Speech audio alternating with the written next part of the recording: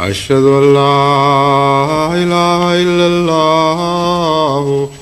وحده لا شريك له وأشهد أن محمدا عبده ورسوله أما بعد فأعوذ بالله من الشيطان الرجيم بسم الله الرحمن الرحيم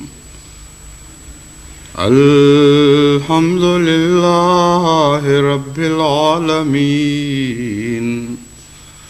الرحمن الرحيم مالك يوم الدين إياك نعبد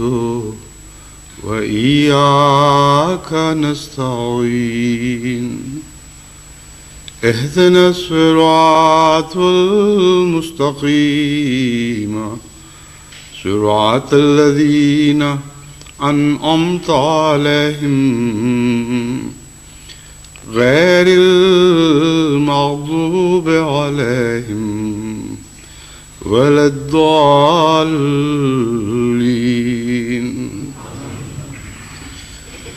ومن تاب وعمل صالحا فإنه يتوب إلى الله متابا والذين لا يشهدون الزور وإذا مروا باللغو مروا كراما والذين إذا ذكروا بآيات ربهم لم يخروا عليها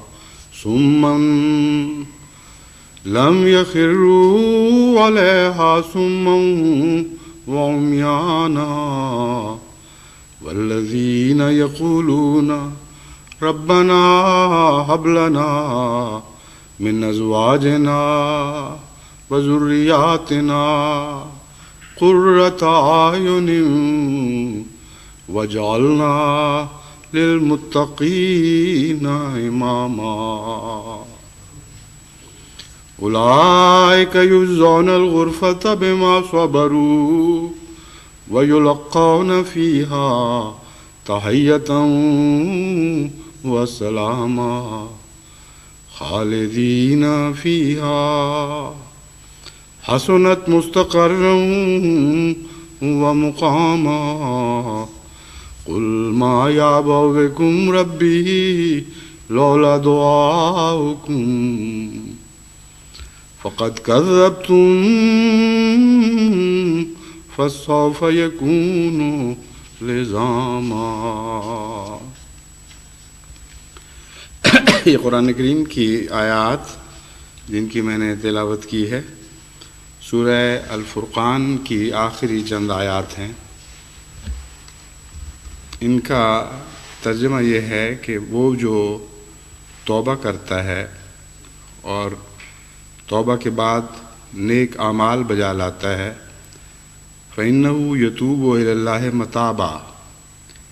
یہی وہ شخص ہے جو حقیقی معنوں میں خدا کی طرف بڑی سچی توبہ کے ساتھ رجوع کرنے والا ہے. یہاں توبہ کے مضمون کو دو دفعہ باندھا ہے.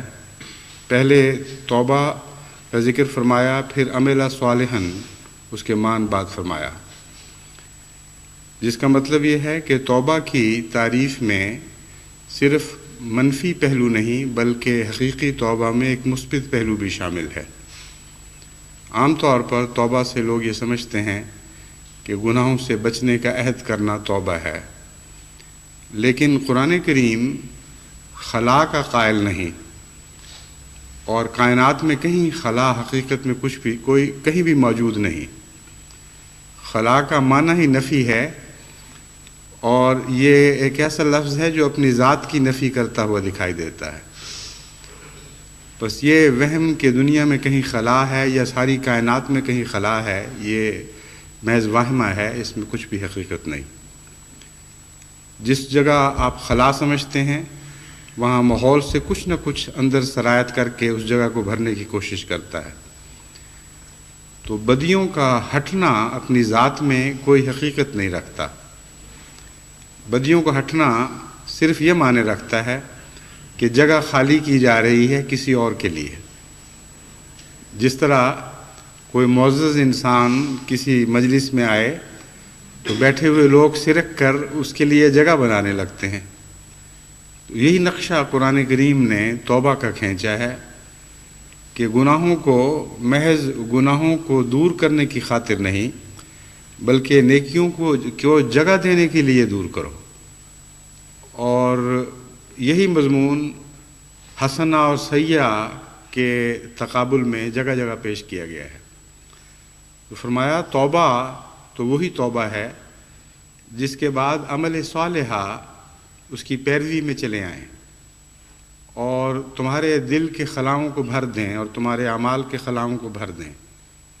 فَإِنَّهُ يَتُوبُ إِلَى اللَّهِ مَتَابًا، یہی وہ شخص ہے حقیقت میں جو اللہ کی طرف سچی توبہ کے ساتھ رجوع کرنے والا ہے۔ وَالَّذِينَ لَا يَشْهَدُونَ الزُّورَ وَإِذَا مَرُّوا بِاللَّغْوِ مَرُّوا كِرَامًا، وہ لوگ جو جھوٹ کی گواہی نہیں دیتے یا جھوٹی گواہی نہیں دیتے، یہ اس کا عام ترجمہ ہے جو اولین ترجمہ شمار ہوتا ہے، لیکن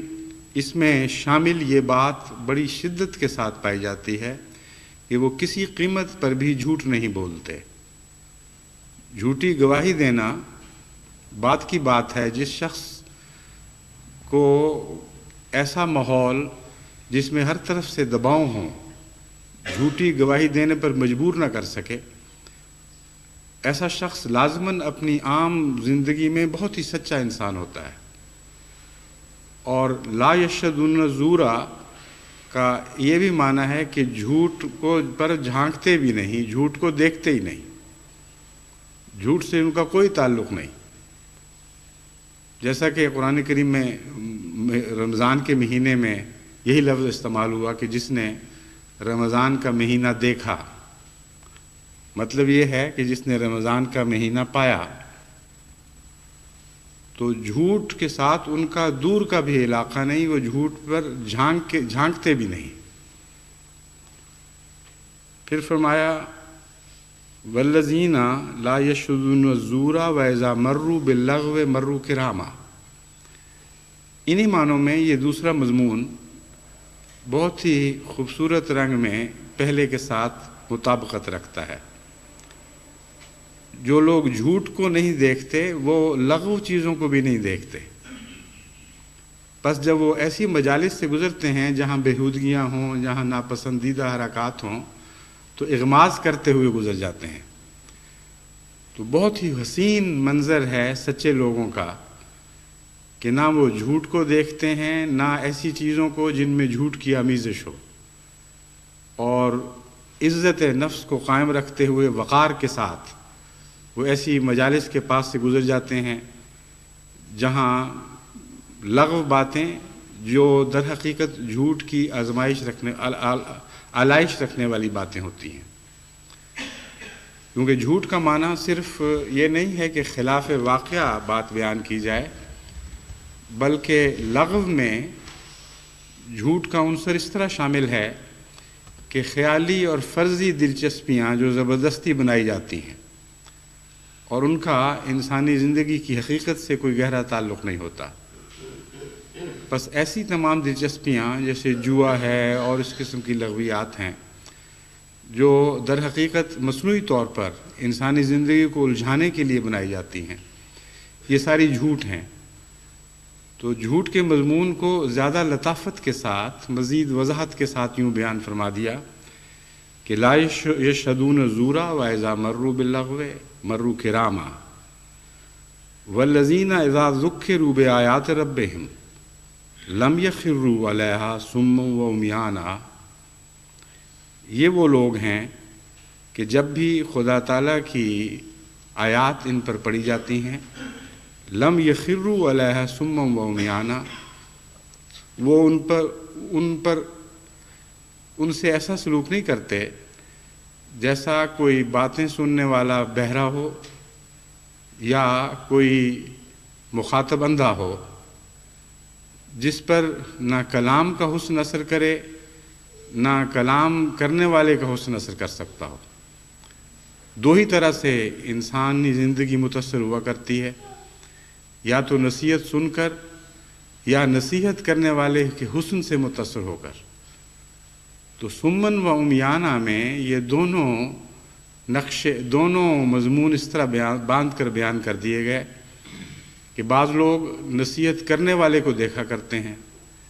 اگر وہ صاحب وقار ہو، صاحب عظمت ہو، اس کے حسن سے انسان متاثر ہو تو اس کی کڑوی باتیں بھی انسان برداشت کرتا ہے اور اس کی مشکل نصائح پر بھی عمل کرتا ہے۔ بعض دفعہ نصائح اتنے حسین رنگ میں پیش کی جاتی ہیں کہ کہنے والا کوئی بھی ہو، ان کو سن کر انسان ان سے متاثر ہو جاتا ہے۔ فرمایا یہ وہ لوگ ہیں جن کی صفات یہ بیان کی گئی ہیں کہ یہ لوگ کبھی بھی نصیحت سے بہروں والا سلوک نہیں کرتے اور نصیحت کرنے والے سے اندھوں والا سلوک نہیں کیا کرتے۔ اس کا پہلے مضمون سے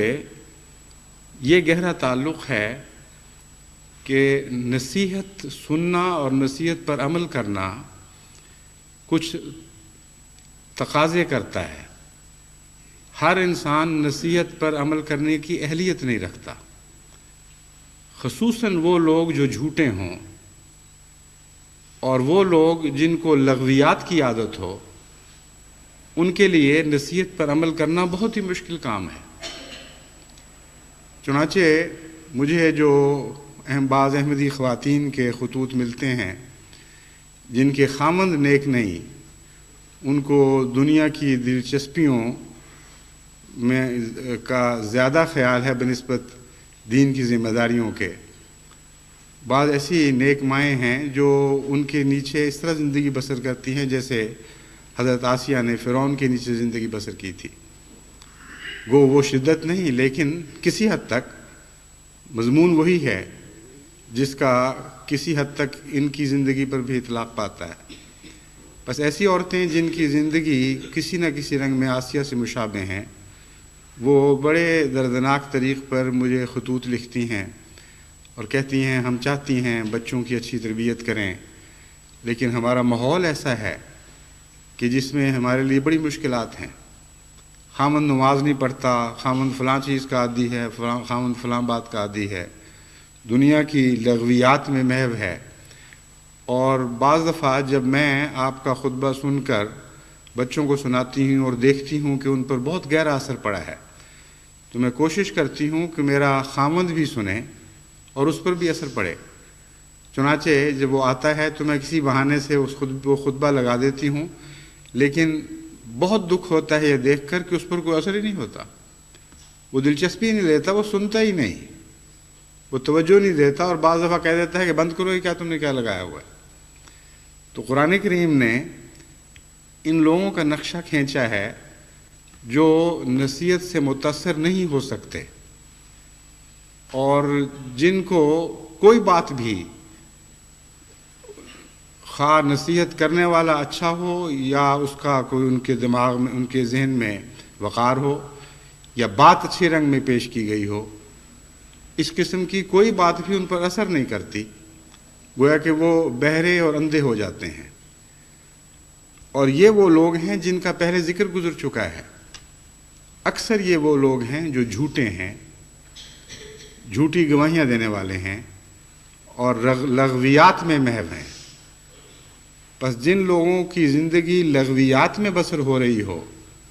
اور دنیا کی ادنا اور گھٹیا دلچسپیوں میں ان کی تمام تر توجہ ضائع ہو رہی ہو، ان کو اچھی باتوں کے لیے وقت مل نہیں سکتا، یا ملتا بھی ہے تو دلچسپی پیدا نہیں ہوتی۔ تو فرمایا یہ میرے بندے جو ہیں، جو سچی توبہ کرنے والے ہیں، نیک اعمال کرنے والے ہیں، یہ ایسا نہیں کیا کرتے۔ یہ جب اچھی بات سنتے ہیں تو ان باتوں کی طرف دھیان دیتے ہیں، اور پھر جب کوئی ایسا شخص ان سے گفتگو کرتا ہے جس کے لیے ان کے دل میں احترام ہو،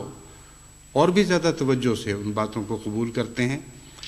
گویا کان تو وہ بات بتاتے ہیں جو سمجھ آ رہی ہے، اور بیان کرنے والے کا مرتبہ اپنی ذات میں ان کو متاثر کرتا ہے، اور بغیر سوال کیے کہ کیوں ہم ایسا کریں، اس کے احترام میں وہ بات کو قبول کرنے لگتے ہیں۔ اس میں ہمارے گھروں کی تربیت کے لیے بڑے گہرے راز ہیں۔ وہ ماں باپ جن کو بات کرنے کا سلیقہ نہ ہو، وہ ماں باپ جن کا اپنی اولاد میں کوئی وقار نہ ہو اور ایک خاص محبت اور احترام کا ان کو مرتبہ حاصل نہ ہو، ان کے بچے بہرے یا اندھے نہ بھی ہوں تب بھی ان کی نصیحتیں بیکار ہیں۔ پس حقیقت یہ ہے کہ دونوں باتوں کا ہونا بڑا ضروری ہے۔ گھر میں والدین اچھی بات کرنے کا سلیقہ رکھتے ہوں، اور ان کا ذاتی مقام اور مرتبہ ایسا ہو کہ اولاد کو ان سے گہرا تعلق ہو۔ اگر تعلق زیادہ ہوگا تو اپنے ماں باپ کے چہرے دیکھ کر ان چہروں کی خاطر ان کی باتیں مانیں گے، اور اگر بات اچھی ہوگی اور وزنی ہوگی تو چہرہ دیکھے بغیر ہی بات اپنی ذات میں ان کو قائل کرنے کی اہلیت رکھتی ہوگی۔ پھر فرماتا ہے والذین یقولون ربنا ھب لنا من ازواجنا وذریاتنا قرۃ اعین واجعلنا للمتقین اماما، کہ یہ وہ لوگ ہیں جو محض اپنی کوششوں پر انحصار نہیں کرتے، بلکہ جانتے ہیں کہ جب تک اللہ تعالیٰ کی طرف سے غیر معمولی نصرت شامل حال نہ ہو، خدا تعالیٰ کی تائید ہمیں میسر نہ ہو، ہماری نصیحتیں اور اولاد کی اصلاح کی کوششیں سب بیکار جائیں گی۔ پس وہ خدا کے حضور یہ عرض کرتے رہتے ہیں ربنا ھب لنا من ازواجنا وذریاتنا قرۃ اعین، اے ہمارے رب ہمیں اپنے جوڑوں سے، یعنی اگر عورت ہے تو اس کے لیے بھی زوج کا لفظ استعمال ہوتا ہے، اور اگر مرد ہے تو اس کے لیے بھی زوج کا لفظ استعمال ہوتا ہے، تو ہمیں اپنی زندگی کے ساتھیوں سے کی طرف سے اور اولاد کی طرف سے آنکھوں کی ٹھنڈک نصیب فرما، وجعلنا للمتقین اماما، اور ہمیں متقیوں کا امام بنا دے۔ جہاں تک اس آیت کا تعلق ہے، یہ ضروری نہیں کہ لازماً میاں بیوی کے تعلقات اور خاندان کے حالات پر ہی اطلاق پاتی ہو۔ وجعلنا للمتقین اماما کی دعا بہت ہی وسعت رکھتی ہے، اور ایسا ایک عظیم اور گہرا مضمون اس آیت کے ٹکڑے میں بیان ہوا ہے کہ یوں لگتا ہے کہ عرفان کا دریا ایک کوزے میں سمیٹ دیا گیا ہے۔ اور قرآن کریم میں ایسی کثرت سے آیات ہیں جن میں آپ یہ عجیب بات دیکھیں گے کہ پوری آیت اپنی ذات میں ایک مضمون کو بیان کر رہی ہے، اور اس کے ٹکڑے، چھوٹے چھوٹے ٹکڑے اپنی ذات میں ایک عرفان کا سمندر لیے ہوئے ہیں، اور اس آیت سے جس کا وہ ٹکڑا ہے الگ کر کے بھی ان کو پڑھا جائے تو ابدی سچائیاں ان میں پائی جاتی ہیں جو دوسرے مضمون کے محتاج نہیں ہیں۔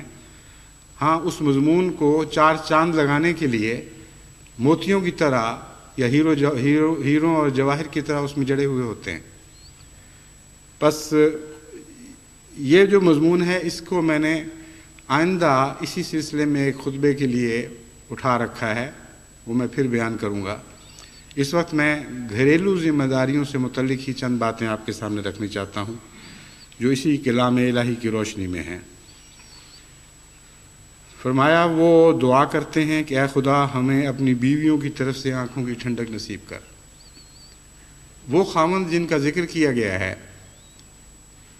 وہ اکثر ایسے لوگ ہوتے ہیں جن کو اپنی بیویوں سے آنکھوں کی ٹھنڈک نصیب نہیں ہوتی، اور اس لیے وہ باہر دنیا میں بھاگتے ہیں، اور اس کی بہت سی وجوہات ہیں۔ معاشرے میں کفر کی شادیاں نہ کرنا بھی ایک اس کی وجہ بن جاتی ہے۔ بعض دفعہ عورت اپنی ذات میں نہایت نیک اور سلجھی ہوئی اور وفادار اور خاوند کی خدمت کرنے والی، اس کے حقوق ادا کرنے والی ہے، لیکن اس شادی کا جوڑ ملانے والوں نے خاوند اور بیوی کے مزاج کا، ان کی عادات کا جوڑ نہیں ملایا۔ چنانچہ ایسا خاوند گھر سے باہر گھر محسوس کرتا ہے اور گھر کے اندر یوں لگتا ہے جیسے گھر سے باہر نکل گیا ہے، اور گھر کے اندر کا ماحول اس کو اس طرح بے چین کرتا ہے جس طرح مچھلی پانی سے باہر آ گئی ہو۔ تو یہ ساری کیفیت الٹ جاتی ہے بالکل۔ حقیقت میں وہی گھر جنت بنتے ہیں جہاں انسان باہر سے جب لوٹتا ہے تو اسے سکون ملتا ہے۔ وہ اپنے ہلکے کپڑوں کو، بھاری کپڑے اتار کر ہلکے کپڑے پہنتا ہے اور یوں لگتا ہے اس کے سارے بوجھ اتر گئے، اور گھر کے پاکیزہ ماحول میں اسے ایک جنت ملتی ہے۔ اور اگر وہاں اس کے لیے طبیعت اور مزاج کے خلاف باتیں ہوں تو وہ گھبرا جاتا ہے۔ ایک یہ بھی وجہ بنتی ہے۔ ایک وجہ یہ بھی بنتی ہے کہ وہ خاوند شادی سے پہلے ہی بد اخلاق ہوتا ہے، اس کو گندی عادتیں پڑی ہوتی ہیں باہر دنیا میں پھر کر اپنی طبیعت کے تقاضے پورے کرنے کی، اور اس کی نظریں بہک چکی ہوئی ہوتی ہیں۔ جیسا کہ حضرت موسیٰ کی قوم نے یہ کہا تھا کہ ہم ایک کھانے پر راضی نہیں رہ سکتے، ایسے خاوند پھر ایک بیوی پر راضی نہیں رہ سکتے، اور ایک سے زائد بیویوں کے ان کے اندر طاقت نہیں ہوتی، نہ انصاف کر سکتے ہیں نہ وہ بوجھ اٹھا سکتے ہیں، اس لیے وہ بہکے ہوئے خاوند ہیں۔ اور اکثر جو خطوط ملتے ہیں ان کا زیادہ تر اس کیفیت سے تعلق ہوتا ہے۔ چنانچہ قرآن کریم فرماتا ہے کہ جب تک دونوں فریق ایک دوسرے کے لیے آنکھوں کی ٹھنڈک نہ بنے، اس وقت تک یہ توقع رکھنا کہ اولاد سے ہمیں آنکھوں کی ٹھنڈک نصیب ہوگی، یہ ایک فرضی بات ہے۔ اور اس میں ایک بہت ہی گہری حکمت بیان فرمائی گئی ہے جس کا گہرا انسانی نفسیات سے تعلق ہے۔ حقیقت یہ ہے کہ وہ والدین جو ایک دوسرے سے آنکھوں کی ٹھنڈک پاتے ہیں، ان کی اولادیں ہمیشہ ان کے لیے آنکھوں کی ٹھنڈک بنتی ہیں۔ تربیت میں یکجہتی پائی جاتی ہے، اور ایک ہی مزاج کے ساتھ بچے پرورش پا رہے ہوتے ہیں، اور وہ ماں باپ جو ایک دوسرے سے سچا پیار کرنے والے اور ایک دوسرے کا ادب کرنے والے اور ایک دوسرے کا لحاظ کرنے والے، ایک دوسرے کی ضروریات کی طرف دھیان رکھنے والے اور اخلاق سے پیش آنے والے ماں باپ ہوتے ہیں، ان کی اولاد بھی اپنے ماں باپ سے بھی پیار کرنے والی بنتی ہے اور آپس میں بھی ایک دوسرے کے ساتھ نسبتاً بہتر تعلقات قائم کرتی ہے، اور ایسی اولاد پھر ماں باپ کی آنکھوں کی ٹھنڈک بن جاتی ہے۔ تو قرآن کریم نے دعا میں بھی کیسی عمدہ ترتیب پیش نظر رکھی۔ فرمایا پہلے یہ دعا کیا کرو کہ اے خدا ہمیں ایک دوسرے کی آنکھوں کی ٹھنڈک تو بنا دے، اور جب ہم ایک دوسرے کی آنکھوں کی ٹھنڈک بنیں گے پھر ہمارا یہ حق بنتا ہے کہ تجھ سے یہ التجا کریں کہ اب اگلی منزل بھی ہمیں عطا کر، جو اسی مضمون کی بالائی منزل ہے۔ یعنی پہلے ہمیں ایک دوسرے کی آنکھوں کی ٹھنڈک عطا کر، پھر ہم اولاد کی طرف سے بھی آنکھوں کی ٹھنڈک پانے والے ہوں۔ تو دو مضمون اوپر تلے بیان ہوئے ہیں، اور ایک کا دوسرے سے ایسا تعلق ہے جیسے ایک منزل کے اوپر ایک اور منزل تعمیر کر لی گئی ہو۔ اور اس کے بعد خدا تعالیٰ فرماتا ہے اولئک یجزون الغرفۃ بما صبروا، یہ وہ لوگ ہیں جنہیں بالا خانے عطا کیے جائیں گے، وَيُلَقَّوْنَ فِيهَا تَحِيَّةً وَسَلَامًا، اور وہ ان بالا خانوں میں تحائف پائیں گے۔ تحیہ تحفے کو کہتے ہیں، یعنی ایسی نعمتیں پائیں گے جو ان کے اعمال کی جزا نہیں ہوں گے، بلکہ اس کے علاوہ محض خدا کے فضل کے نتیجے میں انہیں نصیب ہوں گے۔ وسلامہ، اور سلامتی پائیں گے۔ آپ قرآن کریم کے تراجم میں جب اس آیت کا ترجمہ پڑھیں گے تو دو باتیں خاص طور پر دکھائی دیں گی۔ اول یہ کہ بالا خانوں کا ذکر اس طرح کیا جاتا ہے گویا واقعی ایک منزل کے اوپر دوسری منزل بنی ہے اور اس منزل میں وہ لوگ رہتے ہیں جو دوسری منزل ہے، اور دوسرا یہ کہ اس کا تعلق جنت سے ہے اور اس دنیا سے تعلق نہیں ہے۔ حالانکہ اولین طور پر اس مضمون کا اس دنیا سے تعلق ہے، اور بالا خانے سے مراد ہرگز ظاہری بالا خانہ نہیں ہے، بلکہ اونچے مکان، جس طرح اردو میں محاورے میں استعمال ہوتا ہے، اونچے مرتبے، اور ہر زبان میں اونچا کا لفظ بلندی شان کے لیے اور ایک اعلیٰ مقام کے اظہار کے لیے استعمال کیا جاتا ہے، یعنی ظاہری معنوں میں اعلیٰ مقام نہیں بلکہ معنوی لحاظ سے اعلیٰ مقام۔ بس بالا خانے سے مراد یہ ہے کہ یہی وہ لوگ ہیں جن کو عزت اور شرف کے مکان ملتے ہیں، جن کو بلند مراتب نصیب ہوتے ہیں،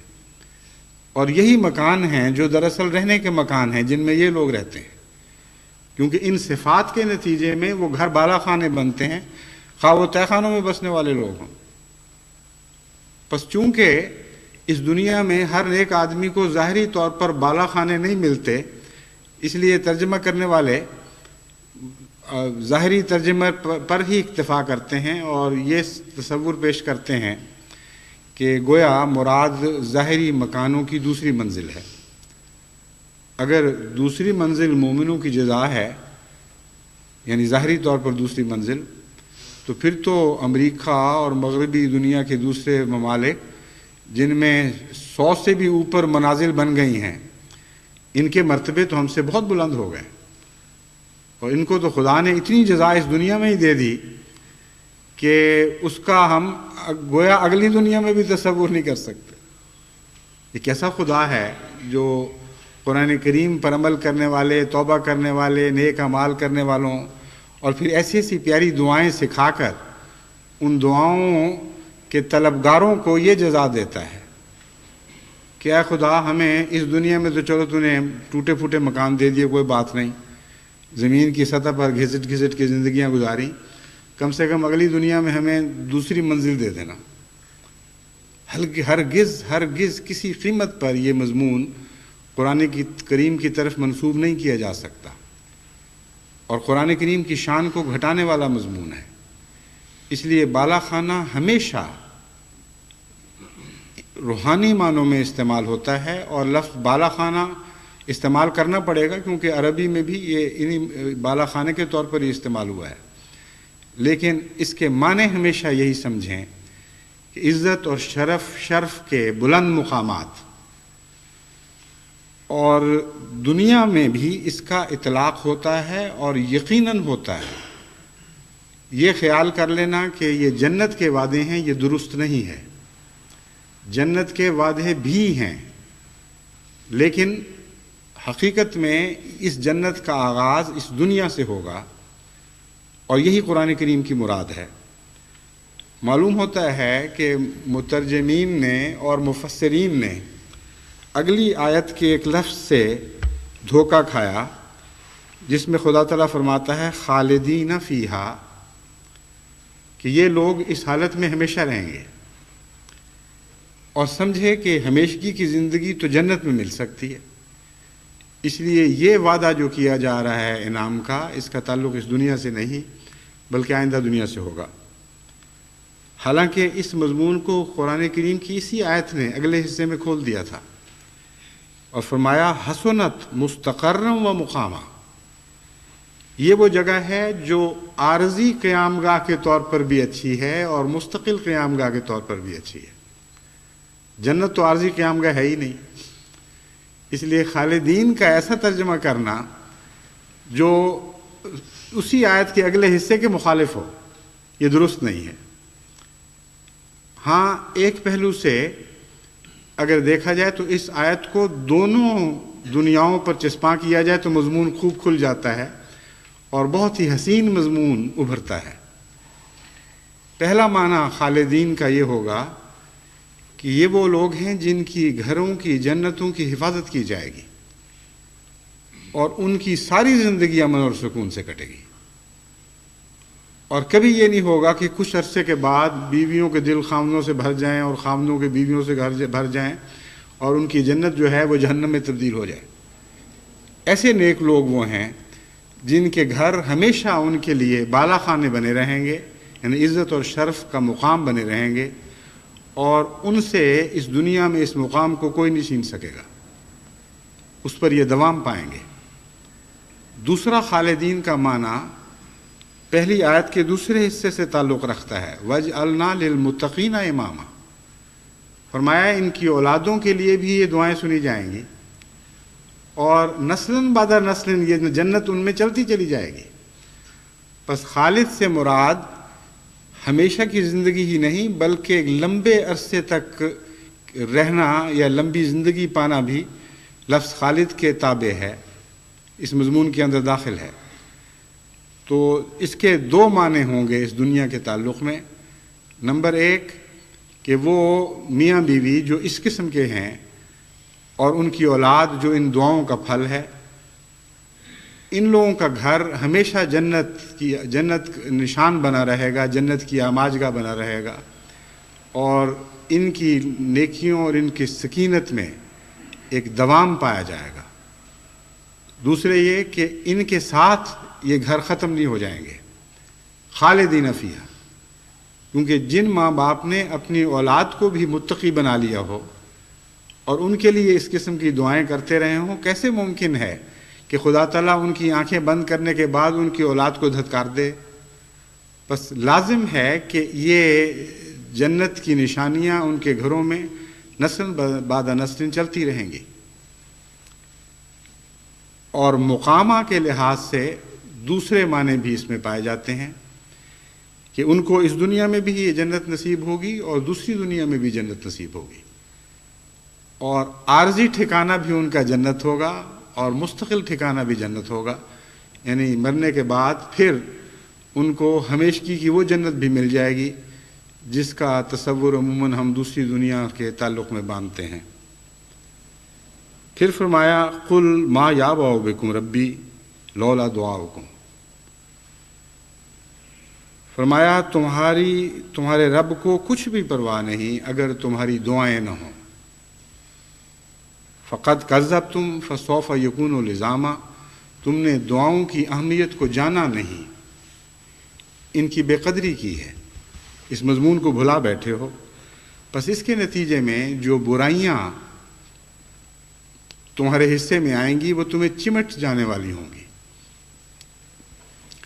اور ابدا اور خالدین کے مقابل پر لزامہ رکھا گیا ہے، وہاں خوبیاں چمٹ جانے والی تھیں اور ہمیشگی اختیار کرنے والی خوبیاں تھیں ان لوگوں کے لیے جن کا ذکر پچھلی آیات میں گزرا ہے، اور ان لوگوں کے لیے جن کا منفی ذکر پچھلی آیات میں گزرا ہے، اور وہ دعا کے ذریعے اللہ تعالیٰ سے مدد نہیں مانگتے، ان کے متعلق فرمایا کہ ان کی برائیاں ان کو چمٹ کر ہمیشہ ساتھ رہنے والی ہوں گی، اور وہ برائیاں ان کی نسلوں میں بھی چمٹی رہیں گی اور آئندہ آنے والی نسلوں میں بھی چمٹی رہیں گی، یعنی ایک بد گھر دوسرے بد گھر کو جنم دے گا اور پھر وہ نسل اگلی بد نسل کو جنم دے گی، اور اس طرح یہ گندگیاں اور یہ بدیاں معاشرے میں بڑھتی چلی جائیں گی اور آئندہ نسلوں میں پھیلتی چلی جائیں گی۔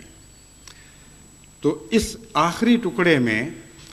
پچھلی تمام آیات کا خلاصہ مثبت رنگ میں بھی پیش فرما دیا اور منفی رنگ میں بھی پیش فرما دیا، اور یہ بھی بتا دیا کہ اپنی کوششوں پر انحصار کبھی نہ کرنا یہ ایسا تکبر ہے جو خدا کو پسند نہیں، اور امر واقعہ یہ ہے کہ تربیت اولاد کے سلسلے میں محض انسانی کوشش کام نہیں دے سکتی، اس کے بہت سے اسباب ہیں، اور تربیت کا مضمون ایسا ہے جو اتنا وسیع ہے اور اتنا پھیلا ہوا ہے کہ ناممکن ہے کہ کوئی ماں باپ اپنی کوششوں پر انحصار کرتے ہوئے اپنے بچوں کی اعلیٰ تربیت کی ضمانت دے سکیں۔ آج کل جو سائنسدان اس مضمون پر غور کر رہے ہیں وہ تو اتنا گہرا اتر چکے ہیں اس مضمون کے اندر کہ بعض ان میں سے یہ یقین کر بیٹھے ہیں کہ گویا تربیت کا تعلق خالصتاً ان کوڈڈ میسیجز میں ہے، ان پیغامات میں ہے جو کمپیوٹر کی طرح انسانی نسل کے خلیوں میں درج شدہ ہیں، اور جو جین جس قسم کا کردار بنانے والی ہے وہ ویسا ہی کردار بنائے گی، اور انسان جو چاہے کرے، بد ہی رہیں گے اور گویا نیک ہی رہیں گے۔ یہ ایک طرف کا حد سے زیادہ جھکاؤ ہے، اور یہ غیر متوازن نظریہ ہے، اس کی کوئی حقیقت نہیں۔ دوسری طرف بعض لوگ کہتے ہیں کہ جینز کے ساتھ اس کا تعلق نہیں ہے، ہمارا معاشرہ ہے جو ہمیں جو کچھ چاہے بنا دیتا ہے۔ اور بعض لوگوں کا خیال ہے کہ ماں باپ کی ابتدائی تربیت کا بہت حد تک دخل ہوتا ہے۔ امر واقعہ یہ ہے کہ سارے امور ہیں، اور ان کے علاوہ اور بھی بہت سے حادثات کا بھی دخل ہوا کرتا ہے۔ ایک بچہ اتفاق سے بچپن میں گرتا ہے، سر کے بل گرتا ہے اور ایسی چوٹ پہنچ جاتی ہے جس کے نتیجے میں اگر وہ پاگل نہ ہو تو مزاج بگڑ جاتا ہے، اور بعض ایسے بچے باغیانہ مزاج رکھتے ہیں، وہ لڑتے رہتے ہیں، اور بعض ایسے بچے عادات کے لحاظ سے اس طرح بگڑ چکے ہوتے ہیں کہ ان کا ماں باپ کا یا کسی اور کا ان پر بس نہیں ہوتا۔ پھر اور بیماریاں ہیں کئی قسم کی جو بچوں کو مفلوج بھی کر دیتی ہیں، بعض ذہن پر اثر کرتی ہیں، بعض جسم پر اثر کرتی ہیں۔ تو تربیت کا مضمون اتنا وسیع ہے کہ اگر کوئی ہوش مند انسان اس مضمون کی وسعت پر نگاہ ڈالے تو ناممکن ہے کہ اس کے دماغ میں یہ تکبر کا کیڑا داخل ہو سکے کہ ہم اگر توبہ کر لیں، ہم اگر اچھے ہو جائیں، ہم نیک اعمال کریں، اپنے بچوں کی نگرانی کریں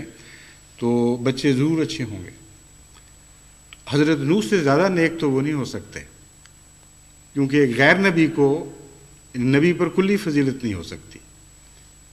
حضرت نوح سے زیادہ اعمال صالحہ بجا کرنے والے وہ نہیں ہو سکتے، کیونکہ نبیوں میں بھی حضرت نوح کا ایک غیر معمولی مقام ہے۔ ایک نبی کی خاطر اور اس کے چند ماننے والوں کی خاطر ساری قوم کو ہلاک کر دینا ایک منفی پہلو رکھتا ہے اور ایک مثبت پہلو رکھتا ہے۔ اس سے بڑی حضرت نوح کی صالحیت کی گواہی نہیں دی جا سکتی کہ خدا تعالیٰ نے اس ایک پاک بندے کے لیے اور اس کے چند ماننے والوں کے لیے ایک ایسا عظیم اپنے غضب کا نشان دکھایا ہے کہ گویا ساری قوم کی کوئی بھی حیثیت نہیں ان کے مقابل پر۔ اور جب حضرت نوح کا بیٹا ڈوبنے لگا، یعنی ظاہری بیٹا، تو وہاں اس مضمون کو خوب کھول کر بیان کر دیا کہ ہم کیوں تجھے بچا رہے ہیں اور کیوں ان کو ہلاک کر رہے ہیں۔ انہو عمل غیر صالح، فرمایا کہ یہ بیٹا جو ہے یہ صالح اعمال نہیں رکھتا، تو تیرا کیا خیال ہے کہ ہم تیری خاطر تجھے بچا رہے اور دنیا کو ہلاک کر رہے ہیں؟ ہم تو تیرے اعمال صالحہ کی خاطر، ان کو بقا دینے کے لیے، ان کو ہمیشگی کی زندگی دینے کی خاطر تجھے اور تیرے ساتھیوں کو بچا رہے ہیں، اور جو ان اعمال صالحہ سے خالی ہیں ان کو ہلاک کر رہے ہیں۔ تو یہ بیٹا تیرا بیٹا کیسے ہو گیا جو اعمال صالحہ کی حفاظت میں اور ان کو بقا دینے کے لیے تیرے ساتھ کوئی بھی تعلق نہیں رکھتا بلکہ کاٹا جا چکا ہے؟ بس حضرت نوح کے متعلق یہ عظیم الشان گواہی خود بتاتی ہے کہ حضرت نوح علیہ السلام کا عمل صالح میں ایک بہت ہی بلند اور بالا اور عرفہ مقام تھا۔ بس اس کے باوجود وہ بیٹا آپ کی زیر نظر، آپ کی آنکھوں کے سامنے غیر صالح کے طور پر بڑا ہونا شروع ہوا۔ اس کے بعد کون دنیا کا صالح انسان یہ دعویٰ کر سکتا ہے کہ میری نیکی جو ہے وہ لازماً میری تمام اولاد کو بچا لے گی؟ اس لیے نیکی اپنی انتہا کو بھی پہنچی ہو اور خدا کے ہاں قبولیت کی سند پا چکی ہو، اس کے باوجود ایسے حادثات ہو سکتے ہیں۔ اس لیے عجز کا مقام یہ ہے کہ انسان دعائیں کرے اور خدا تعالیٰ کے حضور یہ ہمیشہ عرض کرتا رہے کہ اے خدا تو ہی ہے جو چاہے تو ہم میاں بیوی کو ایک دوسرے سے آنکھوں کی ٹھنڈک عطا کر اور ہماری اولاد کو متقی بنا دے، کیونکہ ایسی اولاد کا امام بننا، یہاں امام سے مراد جس باپ کا یا ماں کا معنی رکھتا ہے، یعنی دونوں کی چونکہ مشترکہ دعا ہے اس لیے ماں بھی امامت میں شامل ہے اور باپ بھی امامت میں شامل ہے۔ تو مراد یہ ہے کہ اے خدا ہمیں ان نسلوں کا ماں باپ بنا جو متقی ہوں، اور ان کے بغیر ہمیں آنکھوں کی ٹھنڈک نصیب نہیں ہوگی۔ اس میں ایک اور معرفت کا نقطہ تربیت کرنے والوں کے لیے بیان فرما دیا، جس کو بھلا کر پھر لوگ تربیت میں بے شمار غلطیاں کرتے ہیں۔ فرمایا اگر تمہیں تقویٰ کے سوا کسی اور چیز میں آنکھوں کی ٹھنڈک نصیب ہوئی تو یاد رکھنا نہ تمہارے حق میں یہ دعا قبول ہوگی، نہ تم اولاد کی تربیت کے اہل بنو گے۔ اگر تم آنکھوں کی ٹھنڈک ان کی دنیاوی ترقیوں میں ہی دیکھ رہے ہو، اگر تمہیں اس بات پر فخر ہے کہ بیٹی سنگھار پٹار اچھا کرتی ہے، یا کپڑوں میں اس کا ذوق اچھا ہے، یا اس کی سہیلیاں زیادہ ہیں، یا دنیا کے لحاظ سے وہ بلند مقام رکھتی ہے اور ہر دل عزیز ہوتی چلی جا رہی ہے، اور پڑھائی میں بہت اچھی ہے، اور ان باتوں پر تمہاری آنکھیں ٹھنڈی ہوتی ہیں اور تم وارے جاتے اس کے اوپر اور کہتے ہو یہ دیکھو ہماری بیٹی گھر میں آ گئی، آج یہ کیا اس نے، آج وہ کیا، اور تمہیں دل کا سکون انہی باتوں میں نصیب ہو گیا، تو تم یہ دعا کیسے کرو گے پھر کہ وَجْعَلْنَا لِلْمُتَّقِينَ إِمَامًا؟ کیونکہ مانگی گئی ہے آنکھوں کی ٹھنڈک، اور آنکھوں کی ٹھنڈک کا تقویٰ سے تعلق باندھ دیا گیا۔ تو فرمایا کہ خالی منہ سے دعائیں کرنا کوئی حقیقت نہیں رکھتا جب تک اس مضمون پر تم عمل کرنے والے نہ ہو، یہ مضمون تمہاری زندگیوں کا حصہ نہ بن چکا ہو۔ بس اگر واقعی اولاد کی نیکی دیکھ کر آنکھیں ٹھنڈی ہوتی ہوں، اگر اولاد کی نیکی دیکھ کر ان کی راہوں میں آنکھیں بچھنے لگ جائیں اور انسان کا دل خوشی سے بلیوں اچھلنے لگے اور خوشی کے ساتھ سجدہ ریز بھی ہو جائے، کیونکہ روحانی دنیا میں یہ کیفیت اکٹھی پائی جاتی ہے، خوشی سے دل اچھلتا بھی ہے اور خدا کے حضور سجدہ ریز بھی ہو جاتا ہے، تو پھر تم یہ دعا مانگ سکتے ہو کہ وَجْعَلْنَا لِلْمُتَّقِينَ إِمَامًا، اے خدا ہمیں آنکھوں کی ٹھنڈک نصیب کر اور تقوی والی اولاد عطا کر۔ اس کے بغیر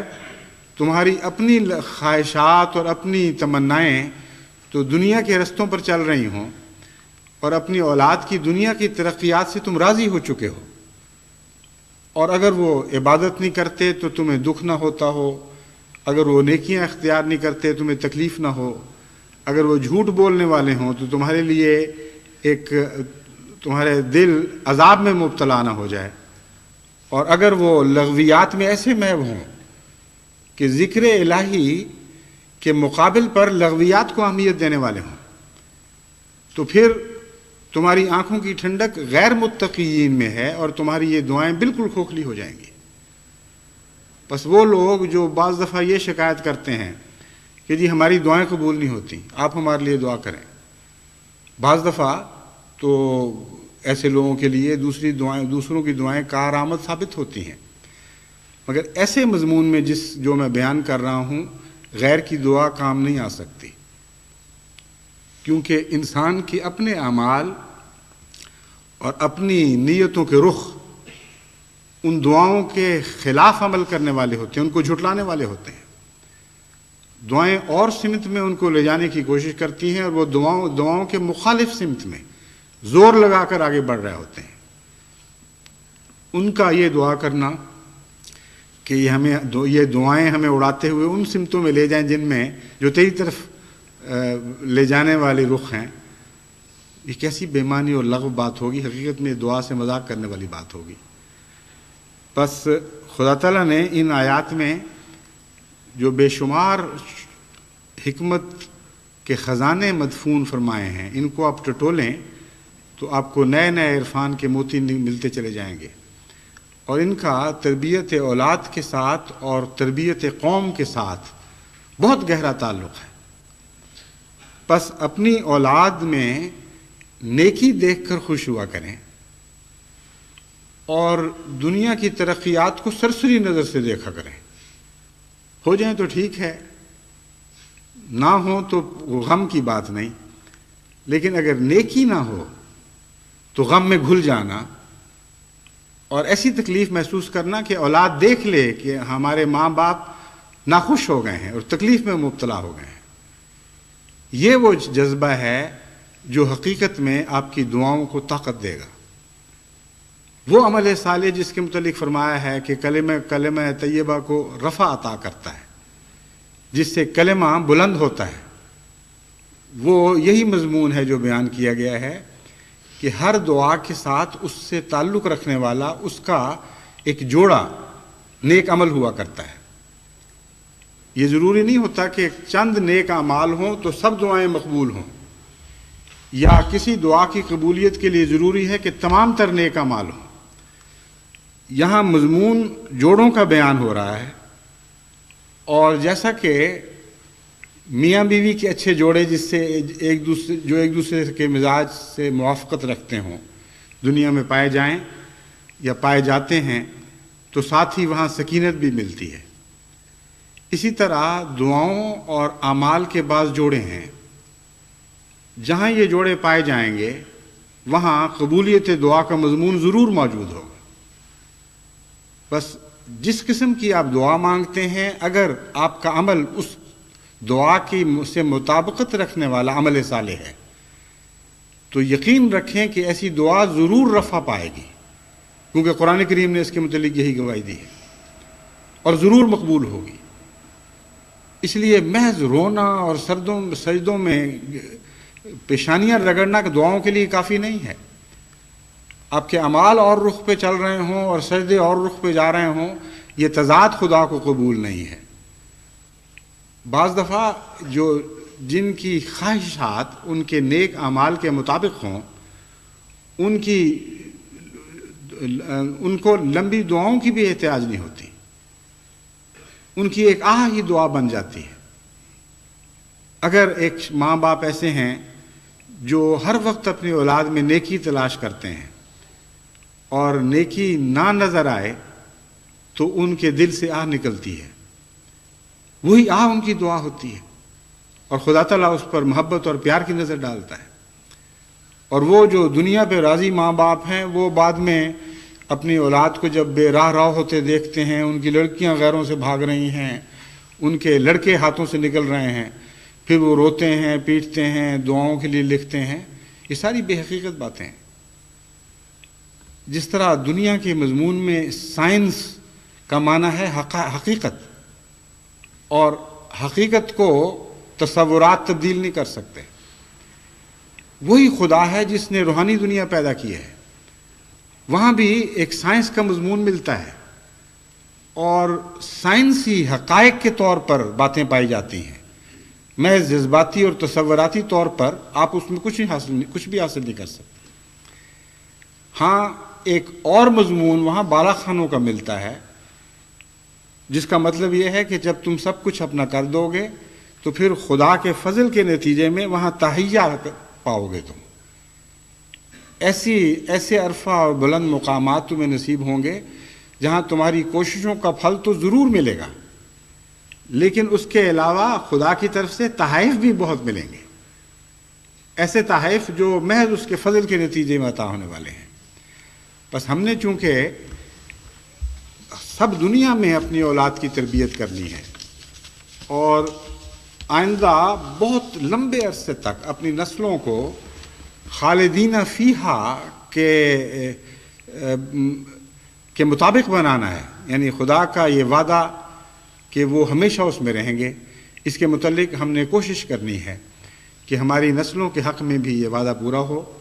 اور وہ ان اعلیٰ بلند اور عرفہ مقامات پر ہمیشہ رہنے والے بن جائیں۔ اس لیے ہمارے لیے ضروری ہے کہ وہ زندگی اختیار کریں اور تربیت کے وہ رنگ ڈھنگ سیکھیں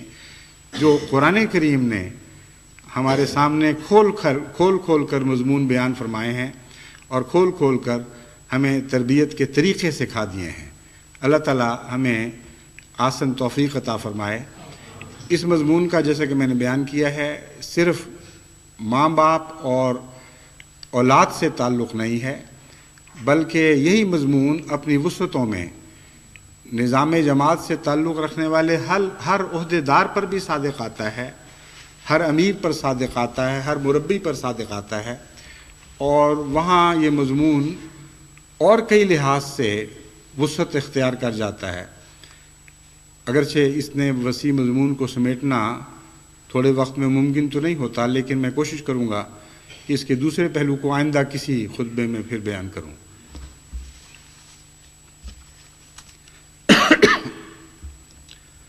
الحمد للہ نحمدہ ونستعینہ ونستغفرہ ونؤمن بہ ونتوکل علیہ ونعوذ باللہ من شرور انفسنا ومن سیئات اعمالنا من یہدہ اللہ فلا مضل لہ ومن یضللہ فلا ہادی لہ ونشہد ان لا الہ الا اللہ وحدہ لا شریک لہ ونشہد ان محمدا عبدہ ورسولہ۔